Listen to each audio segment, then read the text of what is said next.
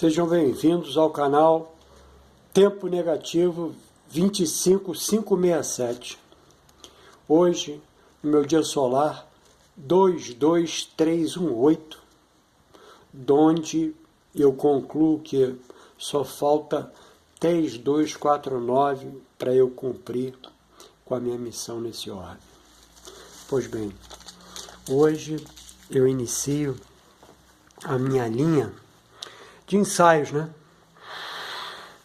Tem aqui a minha mandala, tenho ali os centenários, né? Então, inicio meus ensaios. Esses ensaios, obrigatoriamente, é algo que eu, dentro do processo de estudo, me debrucei para fazer uma entrega. Inevitavelmente, essa entrega não é para mim.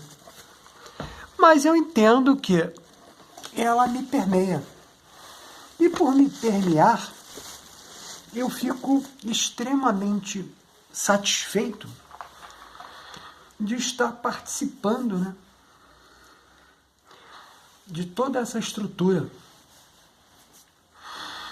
E esse meu primeiro ensaio, obrigatoriamente,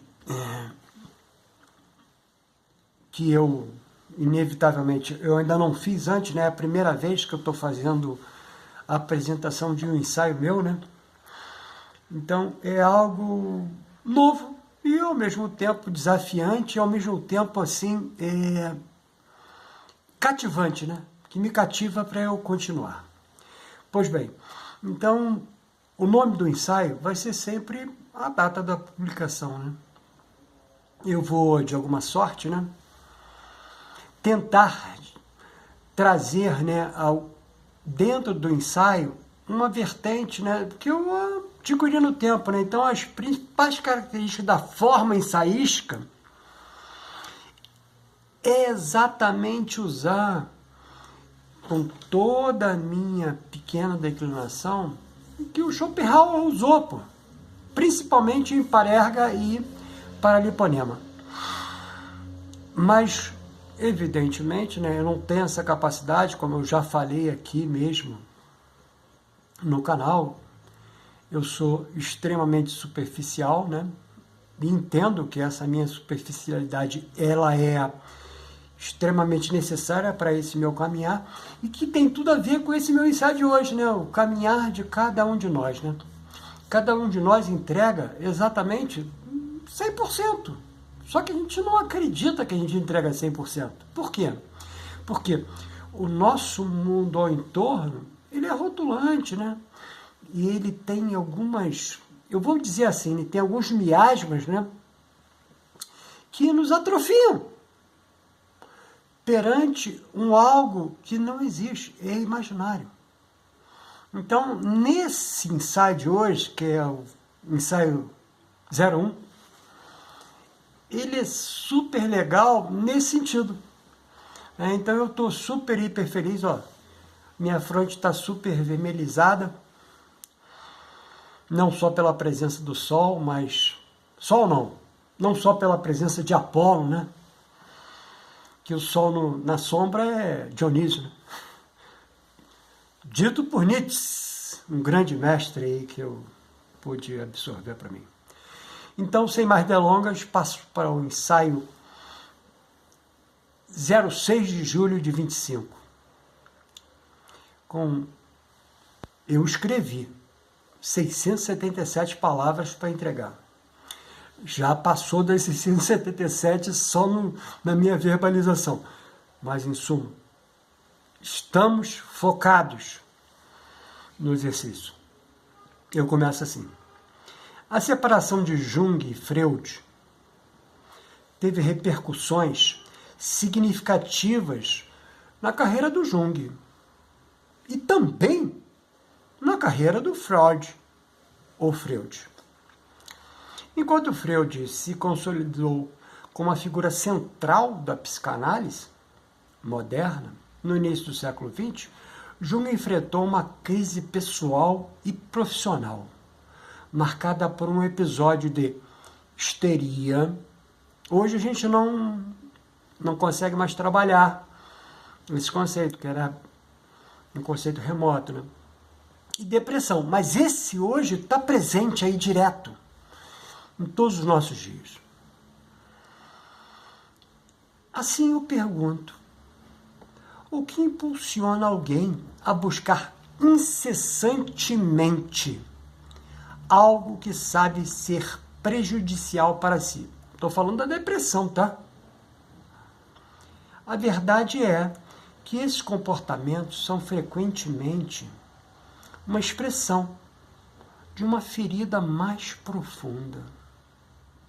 São tentativas de preencher um vazio que parece impossível de preencher. A pessoa depressiva não age apenas por prazer ou alívio imediato, mas pela necessidade de se reconectar com algo que falta, mesmo que na superfície isso pareça destruição. O que está em jogo é uma busca oculta por significado. Uma tentativa de curar uma dor invisível que escapa ao controle do consciente. E aqui é a pedra de toque. E este seria o processo de individuação de meu mestre Jung, que até os 40 anos se debateu demais na estruturação da sua teoria. Anteriormente, sendo um discípulo de Freud, deste se distancia e lança um livro importante chamado Símbolos da Transformação da Libido. Esse título não existe mais, mas ele foi lançado lá em 1912,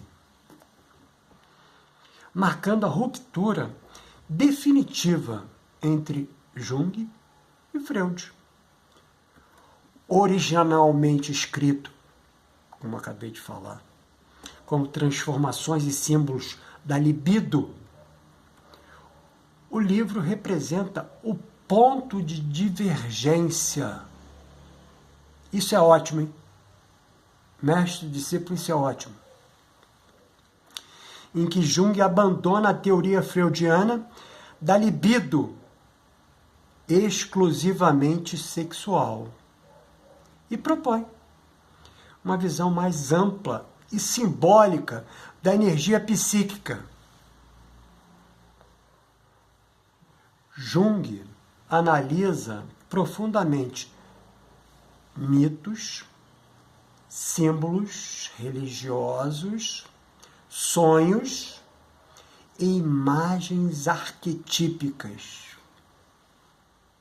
Olha que legal. Como o herói, a grande mãe, os dragões, as serpentes, para demonstrar como esses elementos refletem transformações internas da psique humana. Vou voltar. Refletem transformações internas da psique humana. Não podia perder essa oportunidade, né, de trazer para dentro aqui, né?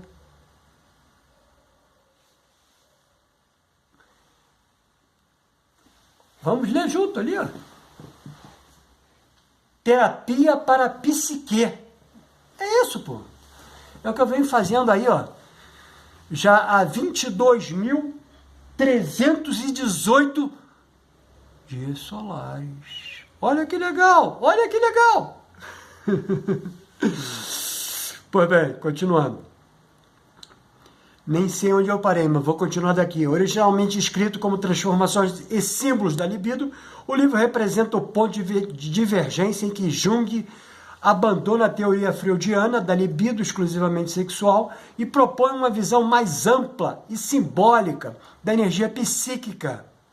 Jung analisa profundamente mitos, agora lembrei, símbolos religiosos, sonhos e imagens arquetípicas, como o herói, a grande mãe, os dragões e serpentes, para demonstrar como esses elementos refletem transformações internas da psique humana.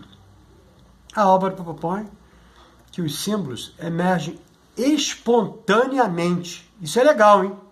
Espontaneamente do inconsciente, como expressão da busca por autoconhecimento e evolução psíquica. O que Jung viria a chamar de processo de individuação. Vou fazer aqui um ensaio sobre o processo de individuação. Durante esse período de solidão, se separou do Freud, inevitavelmente naquele primeiro movimento se sentiu deprimido, processo da depressão, e a depressão é legal pra caramba, que eu não escrevi aqui, mas nos remete a um símbolo alquímico da Idade Média, que é chamado, poucas pessoas conhecem, como vitriol. Eu também farei um vídeo sobre vitriol, que é a visita interna à Terra. E essa Terra, né, seria o processo de introspecção no seu eu. Mas, em suma, não é aqui agora. Durante esse período de solidão, Jung escreveu o Liber Novus. Esse é o processo de individuação Jung. O Liber Novus, quem não leu ainda, leia. Não vai acrescentar nada para você, mas vai abrir seus horizontes. Porque o processo de individuação, ele é interno, ele não é externo. Então, quando você consegue abrir seus horizontes, você consegue obrigatoriamente trazer para dentro de você algo que seja inevitavelmente contingencial para esse seu momento. E essa máxima que aconteceu com Jung lá atrás, em 1912, quando ele publicou Os Símbolos da Transformação, foi exatamente o processo de introspecção, de oclusão, onde ele teve que se voltar para dentro dele. E ao se voltar para dentro dele, a mágica, né, que está dentro desse vídeo, que eu vou acrescentar depois, foi exatamente essa, onde ele cria um processo de individuação, ele chama esse processo de individuação, que nada mais é do que um retorno ao seu inconsciente pessoal, daquilo que você está preparado para entregar no hoje. E assim a gente vai. O Liber Novus, né, que é o livro vermelho, que tinha capa vermelha mesmo na sua primeira edição, a capa de couro vermelha, uma coleção de diários repletos de imagens religiosas assim no ponto de vista, né, que transcende ao mundano, né, que vai mais para a sacralização. E visões que ele considerava essenciais para lidar com a sua própria noite escura da alma. Isso é a máxima. Esse é meu outro mestre, porra. Friedrich Nietzsche. A noite escura da alma é algo assim, cara, que tá junto com a gente, pô, o tempo todo, né? Nos seus momentos ruins, é a noite escura da alma, pô. E o Nietzsche escreveu essa tralha. Escreveu. E pior, vivenciou. Contudo, ele superou esse momento difícil e voltou a publicar em revistas acadêmicas. Atuou como médico do exército durante a Primeira Guerra Mundial e, entre outros conflitos mundiais, produziu algumas de suas obras mais influentes, como Tipos Psicológicos, que verbalizarei em outro ensaio. Essa é a grande resposta, né, que ele faz para o mestre, né? Mestre Freud, né? Não importa, né? Que ele faz para o mestre. E essa máxima, eu vou ter oportunidade de trabalhar aqui como ensaio, Tipos Psicológicos é mágico. Quero agora trazer um fato do meu estudo da arte da filosofia psicoastrológica, que anuncia e determina todo esse acontecido. Isso é legal, hein? Essa parte aí é só minha. Eu não tirei de ninguém, não. Eu só olhei e falei, pô, isso é legal, pô. Freud e Jung nasceram sobre o mesmo nódulo lunar. Você fala, mas do que a gente está falando agora? A gente está falando de existência. Então a existência, ela é pré-existente, existente e maximizada dentro dessa existência para você poder dar forma nisso, né? Mas está tudo anunciado, né? Você está preparado exatamente para fazer o que você tem que fazer, independentemente do que seja. Nasceram sobre o mesmo nódo lunar. Olha que legal. Nódo norte em Áries e nódo sul em Libra. Outro vídeo farei um ensaio sobre nódos, mas especificamente aqui eu quero só trazer essa informação, né? Freud, nascido em 6 de maio de 1856, e Jung, nascido em 26 de julho de 1875, exatamente o momento em que os nódos, né, o nódo caminhou e ele retorna, né? Então o retorno é o Jung nascendo, o mesmo nódo, onde cada um deles, né? Aí é legal da gente pensar que eu não estou trabalhando aqui, mas é legal da gente pensar, onde cada um deles experiencia seus karmas, porque nódulo lunar é karma. Eu tenho que realizar algo, né? Me preparei para realizar algo, e esse algo se chama nódo lunar.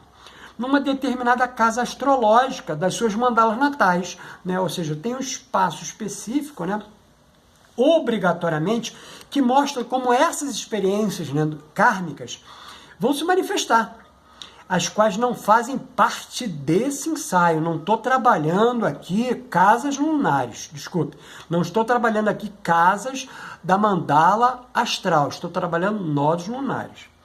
Contudo, esclareço que os nódos lunares colocam o indivíduo em seu caminho cósmico, ao mesmo tempo em que define as lições kármicas que ele escolheu para receber na existência atual, onde ela nunca está parte do mundo. Ao contrário, é sempre uma importante parte da evolução do mundo.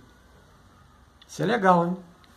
Lê Leibniz, que você vai entender isso. Tudo que ela pensa e faz é, em última instância, uma contribuição kármica ao desenvolvimento de sua alma. E finalizando, entrego 8 assertivas desse nódulo lunar, que permeou as condutas tanto de Freud como de Jung, presentes no livro de Martin Schumann, da editora Ágora, de 1941. Primeira, se definir sobre alguma coisa. Ambos fizeram. Segunda, aprender a servir de boa vontade, sem esperar recompensas, além de seu próprio autodesenvolvimento. Ambos fizeram. Se torna ávido leitor, ajudando a cristalizar seus pensamentos. Ambos fizeram. Tomar uma posição por aquilo que seu ser superior sinta ser a verdade. Ambos fizeram. Quinta, aprende a ser um indivíduo e não a uma extensão de outra pessoa. Ambos fizeram. O Jung muito mais, porque o Jung consegue perceber isso, né? O Freud, e ele consegue fazer uma outra linkagem. O Freud tem uma linkagem já mais dentro de um passado, né, que está envolvido, que não é aqui o caso, né, com seus familiares, né, com o seu primeiro mentor. Mas, em suma, vamos continuando. Quinto, aprende a ser um indivíduo... Desculpa, isso eu já falei. Sexto, por curtos períodos de tempo, necessitará de se isolar para que possa acumular forças. Ambos fizeram, né? O Jung mais claramente, o Freud mais introspectivamente, mas ambos fizeram. Fazer sua cabeça comandar seu coração. Ambos fizeram. Ambos fizeram. Oitavo e o último, né? Efetuar a transição do ceifeiro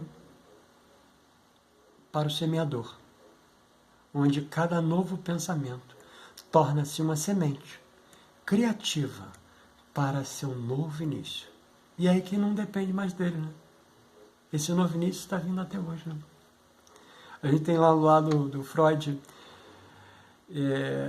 vários autores, e do lado do Jung também vários autores que beberam nessa fonte e estão se debruçando cada vez mais, trazendo mais informação.